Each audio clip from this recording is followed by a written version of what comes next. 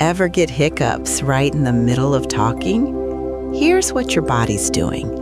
A thin muscle under your lungs helps you breathe. When it suddenly tightens, you gulp air in.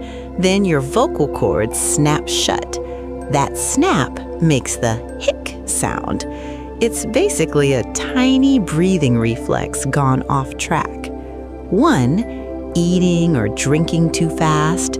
Your stomach fills with air and irritates that muscle. 2, fizzy drinks or sudden hot and cold foods that jolt your breathing. 3, stress or excitement. When you're tense, your breathing changes and the muscle misfires. The calm truth: hiccups are almost always harmless. They usually stop on their own in a few minutes. If they last over a day or ruin sleep or eating, check in with the doctor. Otherwise, they're just a brief glitch in your breathing system.